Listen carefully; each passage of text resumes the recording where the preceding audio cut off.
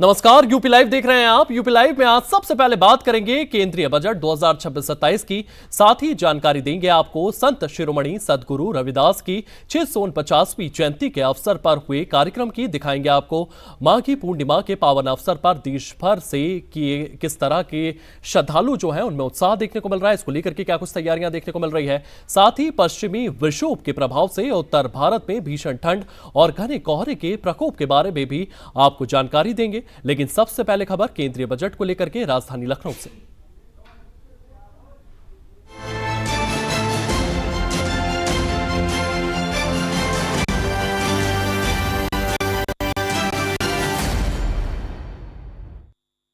दो 2026-27 के बजट पर पीएम मोदी का बयान सामने आया है। उनकी ओर से कहा गया है कि वर्तमान के सपनों को साकार करने वाला बजट है। हम जल्द से जल्द बनना चाहते हैं तीसरी सबसे बड़ी अर्थव्यवस्था। बजट से टियर 2 और टियर 3 शहरों के विकास पर जोर दिया जाएगा। वर्तमान के सपनों को साकार करने वाला यह बजट रहने वाला है। तो देश के प्रधानमंत्री नरेंद्र मोदी की ओर से बजट को लेकर के ये तमाम बातें सामने रखी गई हैं। उनकी ओर से कहा गया है कि ये बजट जो है ये देश को 2047 तक विकसित भारत बनाने वाला बजट है। उनकी ओर से क्या कुछ कहा गया ये भी सुनते हैं। कृषि, डेयरी सेक्टर, फिशरीज, इन्हें हमारी सरकार ने हमेशा सर्वोच्च प्राथमिकता दी है। इस बजट में भी नारियल, काजू, कोको और चंदन की पैदावार से जुड़े किसानों के लिए अनेक अहम कदम उठाए गए हैं। भारत विस्तार एआई इस टूल से किसानों को उनकी भाषा में जानकारी मिलने से उन्हें बहुत मदद मिलेगी। फिशरीज और पशुपालन में उद्यमिता, उसको बढ़ावा देने से गांव में ही रोजगार और स्वरोजगार के और ज्यादा अवसर बनेंगे। साथियों, ये बजट एम्बिशियस भी है और ये बजट देश की एस्पिरेशन को भी एड्रेस करता है।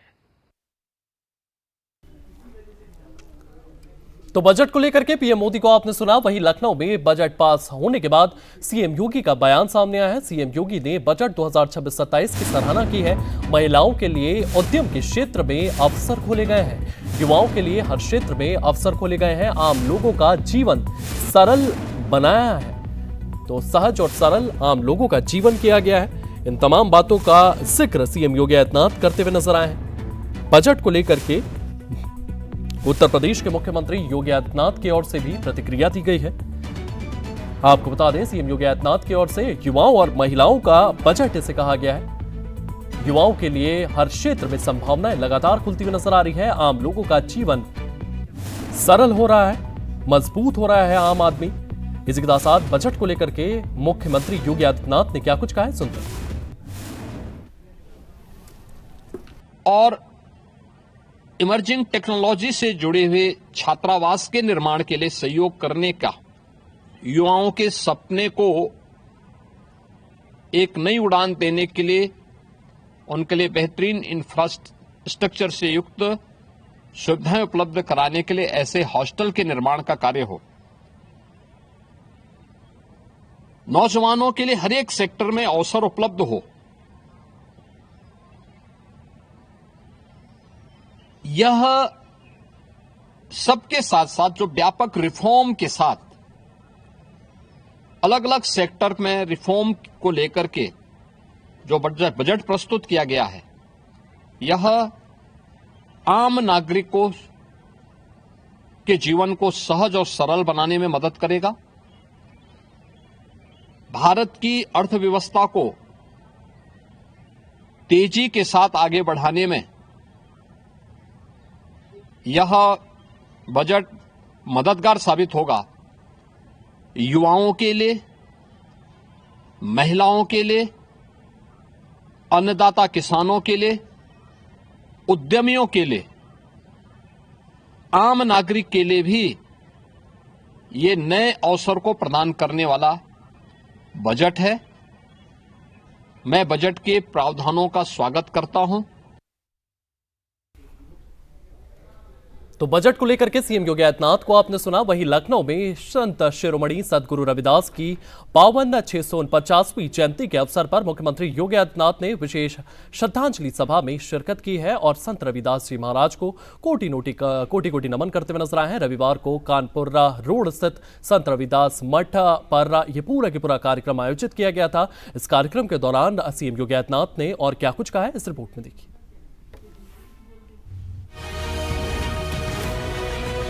लखनऊ में संत शिरोमणि सदगुरु रविदास की पावन जयंती के अवसर पर मुख्यमंत्री योगी आदित्यनाथ ने एक विशेष कार्यक्रम में भाग लिया और संत रविदास जी महाराज को श्रद्धांजलि अर्पित की। रविवार को कानपुर रोड स्थित संत रविदास मठ 12 बिरवा में आयोजित इस भव्य समारोह में सीएम योगी ने शिरकत की। कार्यक्रम में बड़ी संख्या में भक्त, संत और समाज सेवी उपस्थित थे, जहां पूजा अर्चना, भजन कीर्तन और संत रविदास जी के जीवन दर्शन पर विचार गोष्ठी हुई। यह आयोजन संत रविदास की 649वीं जयंती के रूप में मनाया जा रहा है, जो माघ पूर्णिमा के साथ ही पड़ रही है और पूरे देश में भक्ति भाव से मनाई जा रही है। यहाँ सीएम योगी ने संत रविदास के विचारों को समाज के लिए आज भी अत्यंत प्रासंगिक बताते हुए कहा कि सदगुरु रविदास जी ने कर्म से सेवा, समरसता, समानता और मानवता का जो संदेश दिया, वे सदैव प्रेरणादायक रहेगा।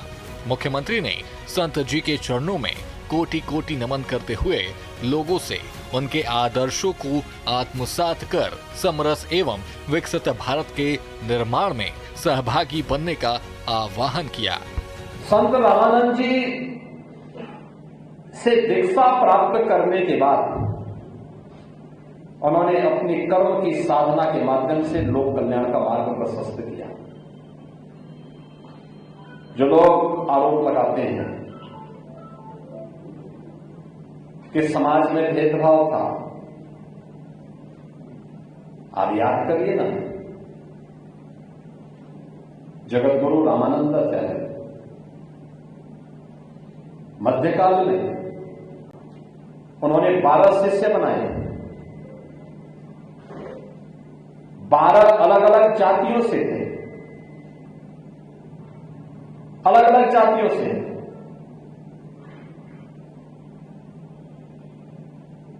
हर जाति का उनका एक शिष्य था और एक महिला को भी उन्होंने शिष्य बनाया था,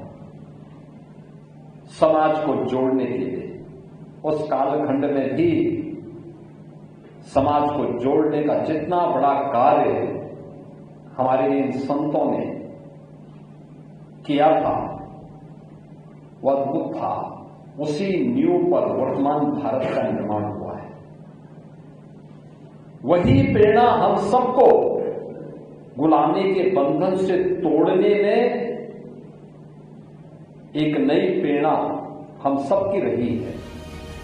मुख्यमंत्री योगी आदित्यनाथ ने इस अवसर पर संत रविदास के संदेशों को अपनाकर समाज में सद्भाव, समानता और कर्मठता की भावना फैलाने पर जोर दिया।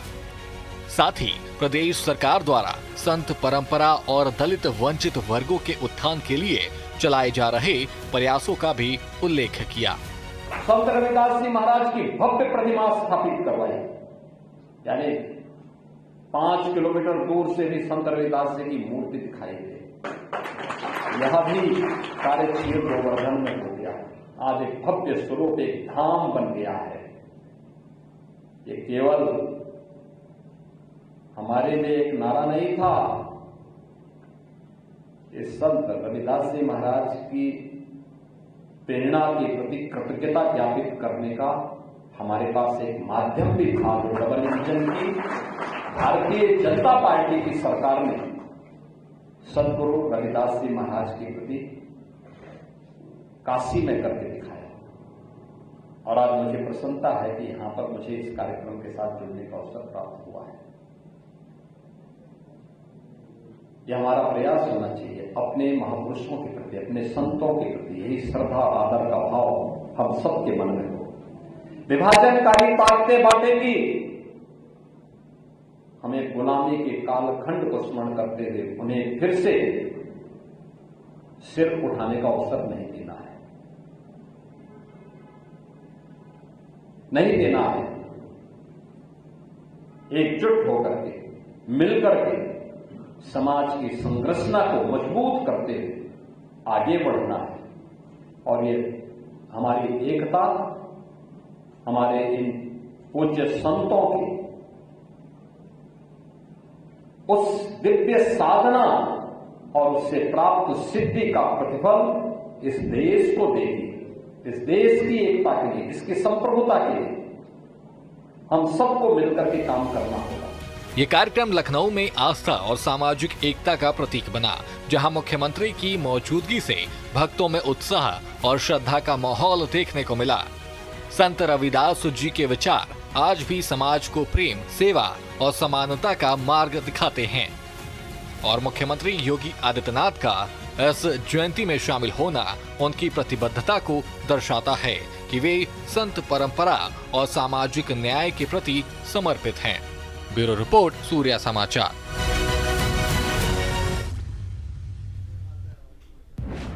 अब आपको लिए चलते हैं संगम नगरी प्रयागराज। माघी पूर्णिमा के पावन अवसर पर देश भर में श्रद्धालुओं का उत्साह चरम पर है।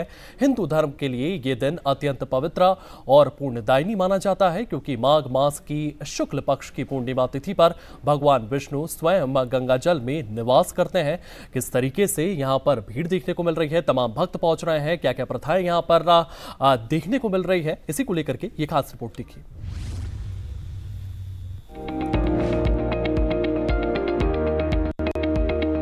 माघी पूर्णिमा के अवसर पर श्रद्धालु बड़ी संख्या में पवित्र नदियों में स्नान कर रहे हैं और विभिन्न अनुष्ठान संपन्न कर रहे हैं। ये दिन हिंदू धर्म में अत्यंत पवित्र और पुण्यदायी माना जाता है, क्योंकि माघ मास की शुक्ल पक्ष की पूर्णिमा तिथि को भगवान विष्णु स्वयं गंगा जल में निवास करते हैं, जिससे स्नान करने से पिछले जन्मों के पापों का नाश होता है और मोक्ष की प्राप्ति का मार्ग प्रशस्त होता है।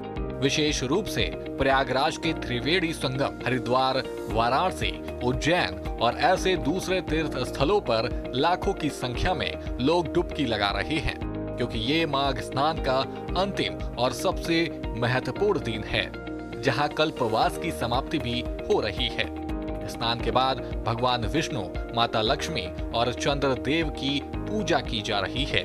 दान पुण्य जैसे अन्न, वस्त्र, कंबल और धन का दान किया जा रहा है, जो अक्षय पुण्य प्रदान करता है। कई जगहों पर सत्यनारायण कथा का पाठ और जप तप भी हो रहा है, जिससे जीवन में सुख, शांति, समृद्धि और नकारात्मक ऊर्जा से मुक्ति मिलती है। बहुत अच्छा लगा है, यहाँ की व्यवस्था अच्छी लगी है, लेकिन थोड़ा घूमने के लिए बहुत ज्यादा कर दिया है। शायद ऐसा लग रहा है कि पिछले साल की सोच करके इतनी बड़ी व्यवस्था कर दिया है, ऐसा लग रहा है। हमारे सब परिवार आए हैं, अजीजा आए हैं। हमारे यहाँ पर आकर बहुत आनंदमय माहौल था और हर जगह प्रकाशमय ही प्रकाशमय था। बाकी यहाँ की जो जनता है, प्रशासन है, सब बहुत हेल्प हम लोग को कर रहे थे। बहुत हम लोगों का अच्छा लगा। यहाँ सब व्यवस्था सही है, हम लोग को आने में कोई दिक्कत नहीं हुआ है।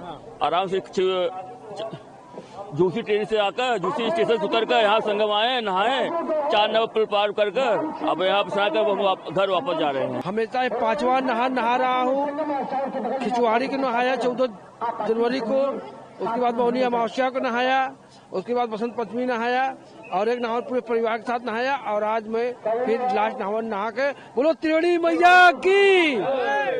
रवि पुख का चतुर्ग्रही योग बन रहा है।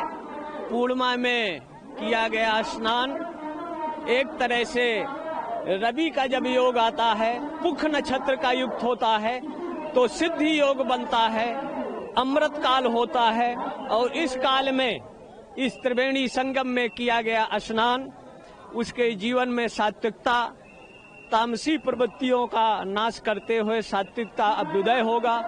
संपूर्ण राष्ट्र के विकृत मानसिकता के लोगों की बुद्धि शुद्धि का आधार बनता है। सात्विक और सनातन दुनिया के लोग अगर अपनाएंगे तो निश्चित है जीवन में शांति, सद्भाव, एकता का निर्माण होगा। और सनातन के ही शरण में जाने से लोगों के अंदर की जो विकृत मानसिकता है, नफरत की मानसिकता है, युद्ध की मानसिकता है, अगर विश्व पटल के लोग सनातन को अपना लें तो दुनिया में शांति होगा, सद्भाव होगा। तो वहीं दूसरी ओर प्रयागराज में माघी पूर्णिमा के स्नान को लेकर प्रशासन ने व्यापक और कड़े इंतजाम किए हुए हैं, क्योंकि ये माघ मेले का 5वां और आखिरी स्नान पर्व है, जहां कल्पवास का समापन भी हो रहा है। लाखों श्रद्धालुओं ने रविवार सुबह से स्नान कर लिया है। मेला क्षेत्र को नो व्हीकल जोन घोषित कर दिया गया है। संगम क्षेत्र में वाहनों की पूरी तरह रोक लगाई गई है और ट्रैफिक डाइवर्जन लागू किया गया है। लगभग देर रात्रि से एग्जैक्टली 12 बजे से हम लोग मौके पे थे और लगातार यहाँ पे कंटिन्यूअस स्नान हो रहा है। तब से कोहरा आया है अभी, लेकिन इसके बावजूद श्रद्धालुओं की भीड़ जैसा कि आप देख सकते हैं कि लगातार आती जा रही है। हमारे सभी सेक्टरों में, हमारे सभी घाटों पे स्नान हो रहा है और अभी प्रातः 8 बजे तक लगभग 90 लाख स्नान रिपोर्ट हुआ है। किसी भी जो श्रद्धालु आ रहे हैं उनको किसी प्रकार की असुविधा ना हो, तो हमारा लॉस्ट एंड फाउंड सेंटर जो है सो एक्टिवेटेड है। हमारी आकस्मिक सुविधाएं जो सर्विसेज हैं वो एक्टिवेटेड है। हमारी ICCC से इसकी लगातार मॉनिटरिंग हो रही है क्राउड डेंसिटी की। और हमारी इसी बीच में जो अभी बीच में एक फायर की सूचना आई थी घाटा मार्ग पे, तो उसको भी कंट्रोल कर लिया गया है। तो निश्चित रूप से जो हमारी जितने भी लोग हैं सभी अपने अपने ड्यूटी पॉइंट पे हैं, अपने अपने कर्तव्यों का निर्वहन कर रहे हैं और मूल उद्देश्य यही है कि कल्पवासी हो, श्रद्धालु हो, किसी को भी आज पूर्णिमा के महास्नान पे किसी को भी किसी प्रकार की सुविधा न हो। ये पर्व आध्यात्मिक शुद्धि, दान और भक्ति का प्रतीक है, जहां श्रद्धालु पूरे उत्साह और श्रद्धा से इन अनुष्ठानों में भाग ले रहे हैं, ताकि वर्ष भर का पुण्य एक साथ प्राप्त हो सके। बता दें कि इस साल 2026 में माघी पूर्णिमा 1 फरवरी को मनाई जा रही है, जहां पूर्णिमा तिथि सुबह 5:52 से शुरू होकर अगले दिन यानी 2 फरवरी की सुबह 3:38 तक रहेगी। लेकिन उदया तिथि के अनुसार मुख्य अनुष्ठान और स्नान 1 फरवरी को ही किए जा रहे हैं। ब्यूरो रिपोर्ट, सूर्या समाचार। बुलेटिन में अब बात बदलते मौसम को लेकर के कर लेते हैं। पश्चिमी विक्षोभ के प्रभाव से लखनऊ समेत उत्तर भारत में भीषण ठंड और घना कोहरे का प्रकोप लगातार जारी है। मौसम विभाग के अनुसार सुबह और शाम के समय घने कोहरे से बहुत घना कोहरा छाने की संभावनाएं लगातार बनी हुई है। मौसम विभाग की ओर से क्या कुछ चेतावनियां इस पश्चिमी विक्षोभ को लेकर के जारी की गई है, इस रिपोर्ट में देखिए।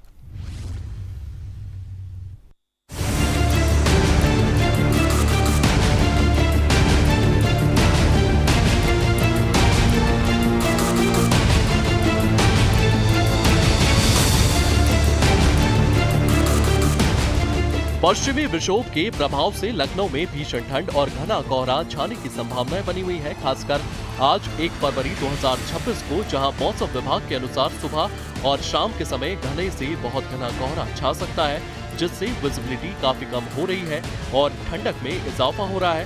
हाल के दिनों में पिछले सक्रिय पश्चिमी विक्षोभ के जाने के बाद ठंड उत्तर पश्चिमी हवाओं के कारण तापमान में गिरावट आई है।